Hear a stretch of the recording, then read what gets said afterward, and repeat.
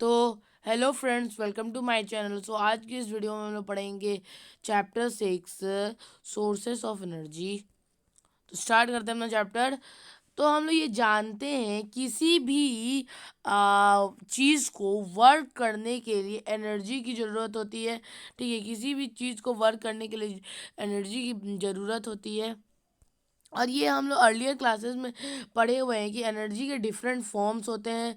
जैसे mechanical energy, heat energy, chemical energy, electrical energy, light, sound, nuclear, so on. ठीक है, और ये सब एनर्जी इंटर कन्वर्टेबल एनर्जी होते हैं, मतलब इनको कन्वर्ट किया जा सकता है। मतलब क्या कह सकते हैं, जैसे मैं ये बल्ब का स्विच ऑन किया। ठीक है, एग्जाम्पल दे रहा हूँ, बल्ब का स्विच ऑन किया।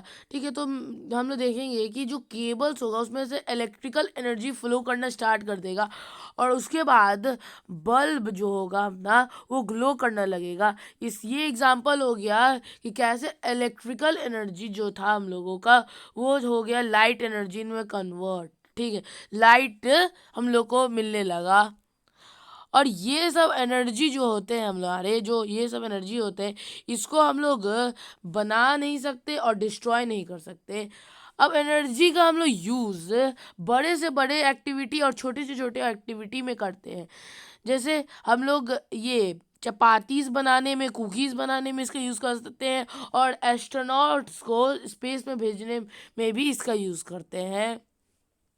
उसके बाद जो एनर्जी का all form all form of energy that we use every day, सारे फॉर्म ऑफ एनर्जी जो हम लोग एवरीडे यूज़ करते हैं, वो स्टोर होते हैं इन डिफरेंट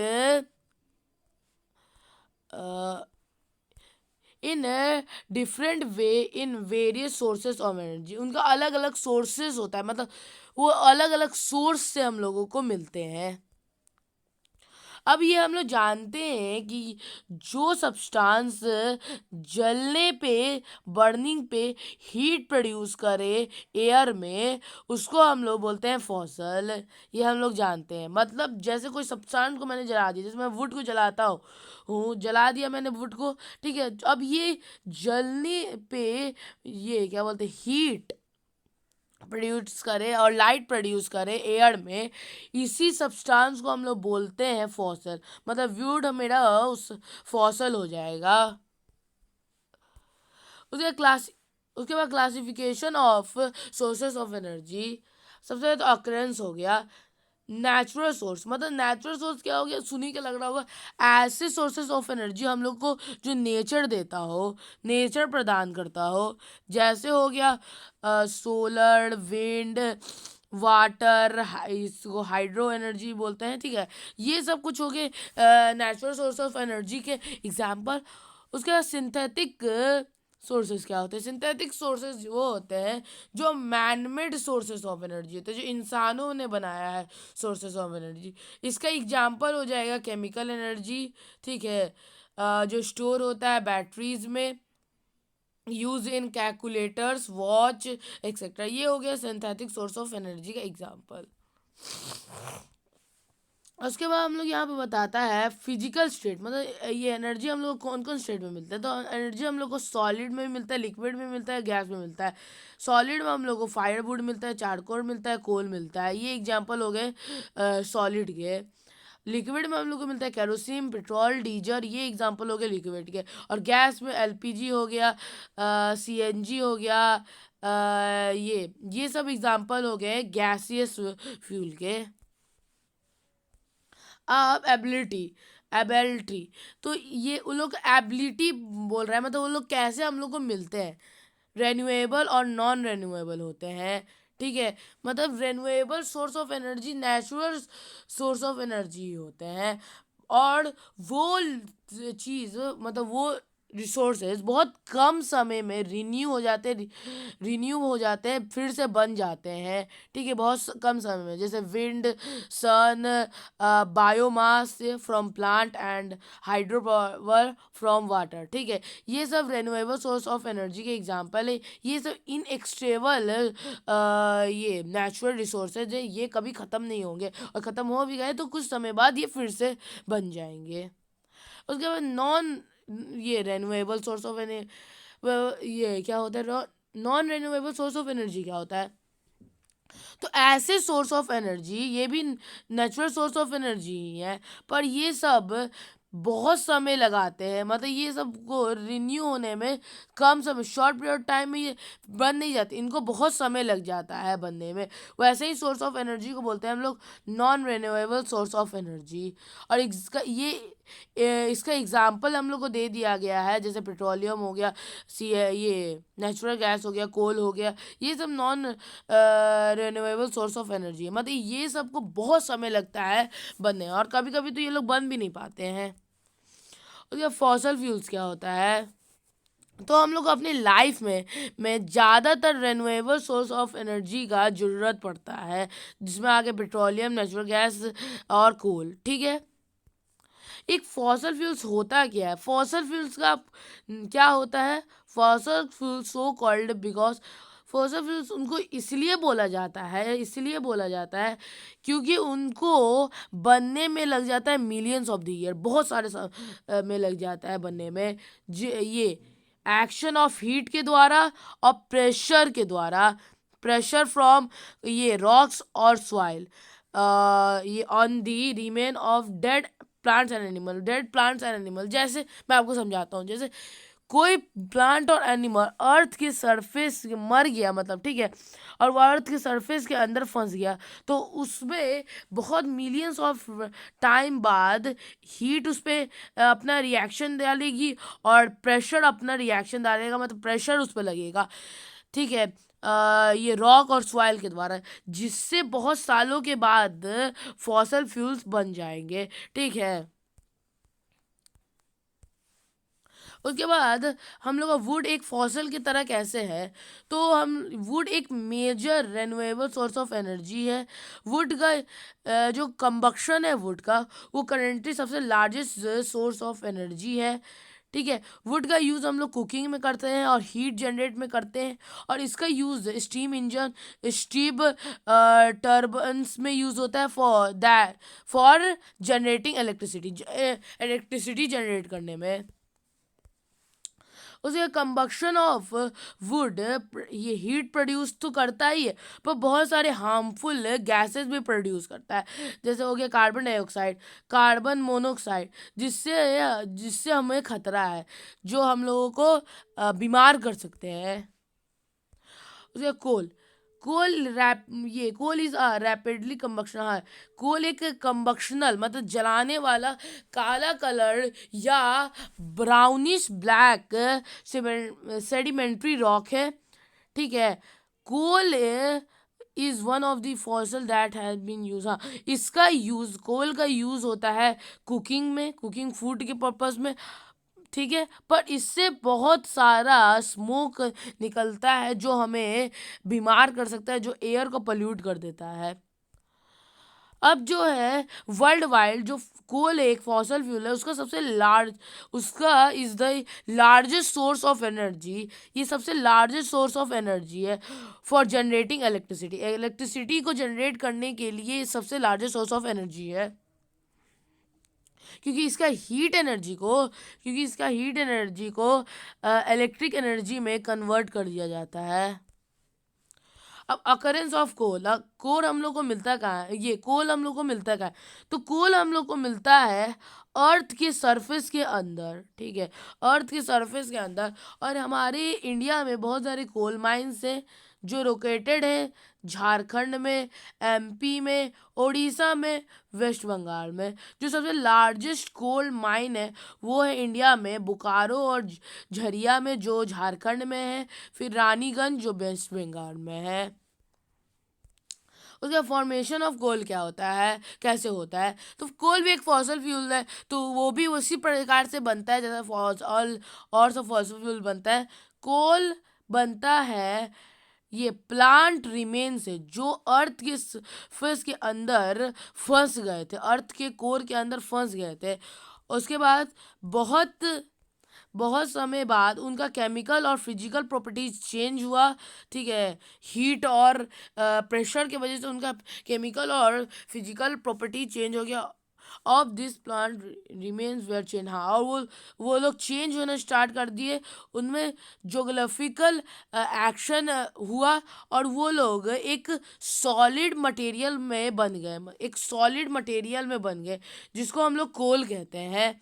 और इसी प्रोसेस को, यही प्रोसेस को, conversion of dead plants material into coal, इसको हम लोग बोलते हैं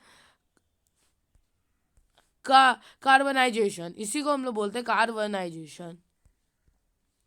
अब हम लोग को टाइप ऑफ कोल कैसे मिलते हैं? तो हम लोगों को ये 4 टाइप ऑफ कोल मिल जाते हैं: पीट, लिग्नाइट, ये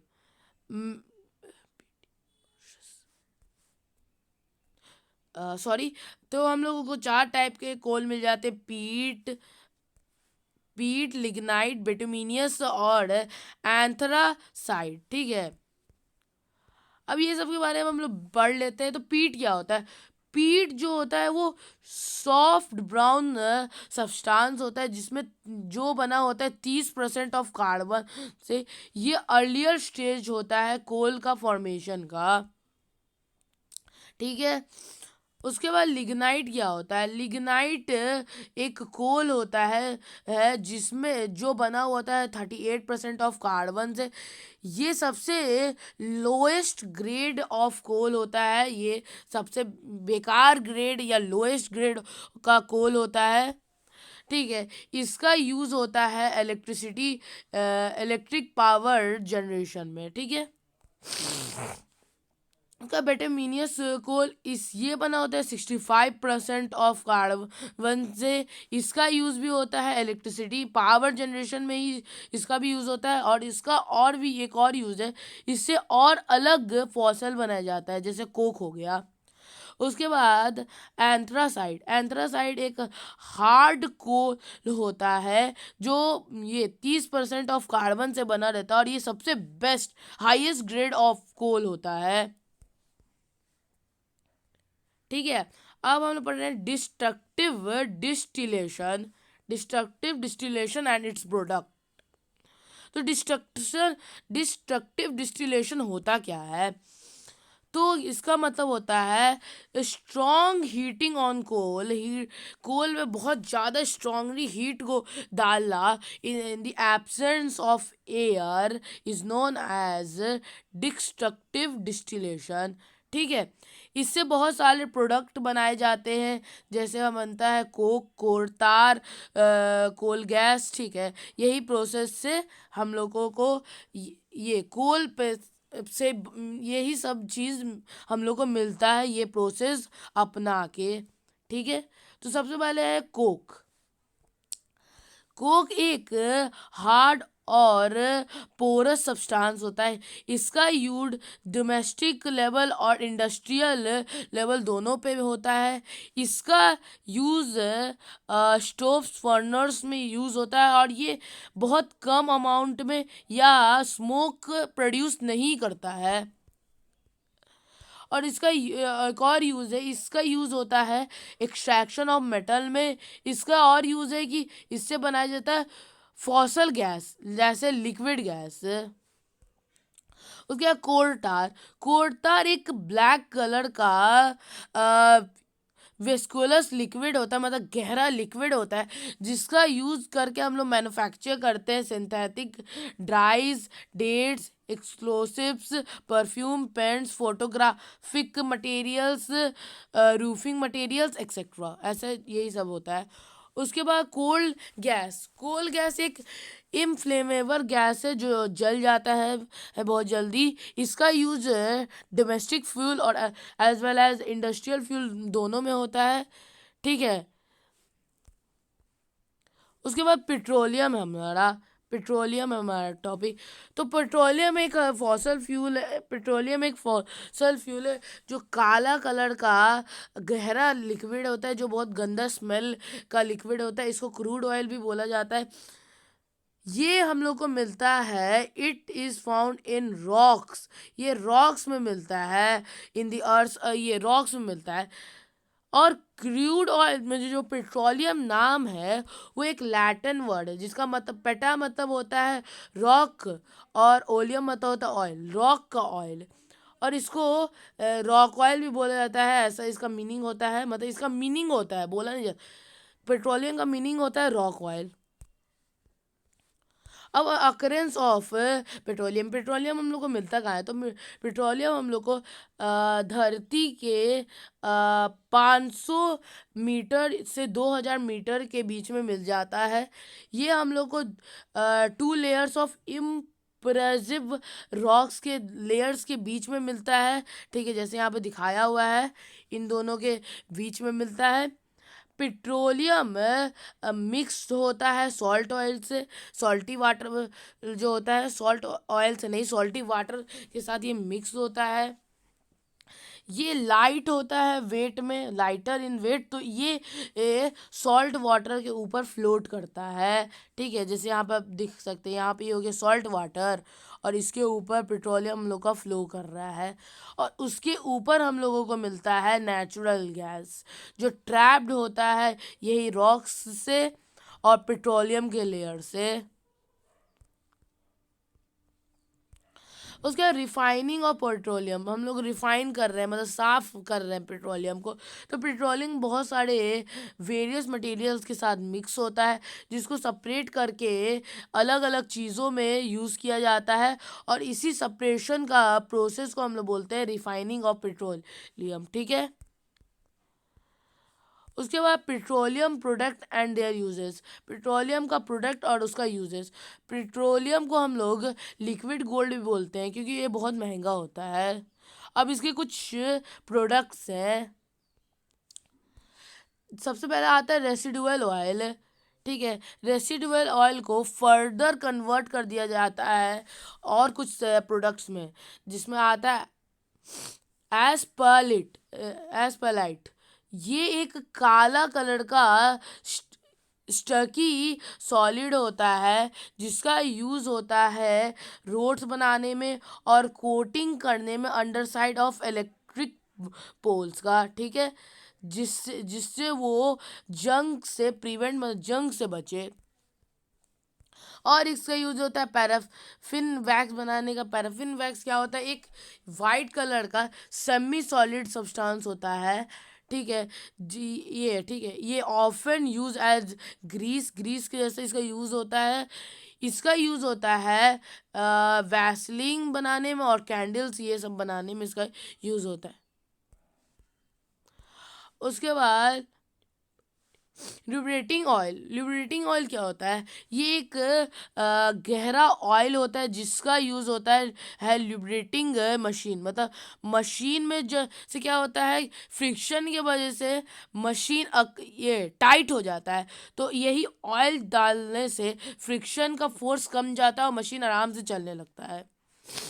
उसके बाद फॉसल ऑयल्स का यूज़ बिल्डर्स के द्वारा, ये बॉयलर्स के द्वारा यूज़ किया जाता है। अ, ठीक है, इसका यूज़ चीज़ों को गर्म करने में किया जाता है। उसका डीजल है, डीजल का यूज़ होता है ये क्या बोलते हैं, it is use to run generation. इसका यूज़ होता है हैवी बाइसिकल में एनर्जी को जनरेट करने में का। ठीक है, ये एक जनरेटर है। ठीक है, जैसे हो गया बसेस, ट्रैक्टर्स एक्सेट्रा। उसका केरोसिन का यूज़ होता है, ये केरोसिन को यूज़ किया जाता है डोमेस्टिक फ्यूल के द्वारा। इसका यूज़ लैम्प्स में होता है।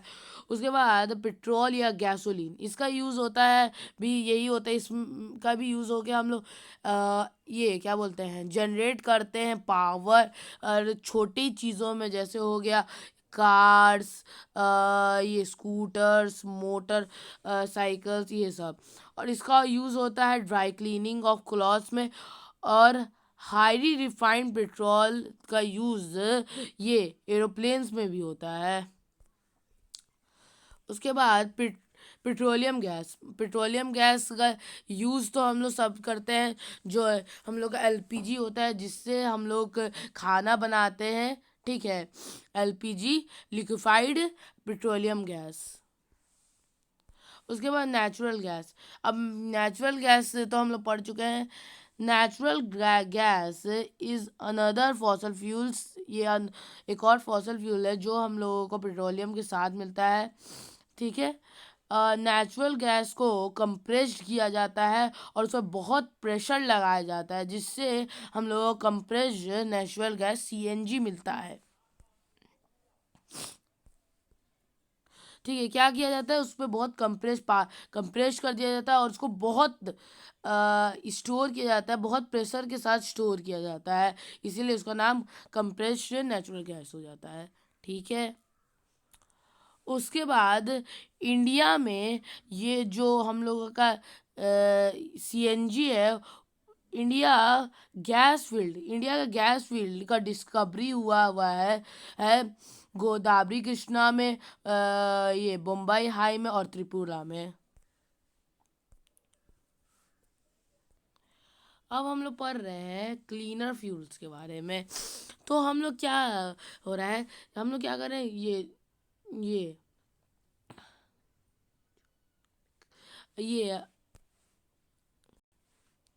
हाँ, तो ये अब हम लोग क्लीन रिफ्यूल्स पढ़ रहे हैं। तो हम लोग जो इकोनॉमिकल डेवलपमेंट और रैपिड ग्रोथ हो रहा है पॉपुलेशन का, ये एक स्ट्रेन पुट कर रहा है इन्वायरमेंट पे, ठीक है।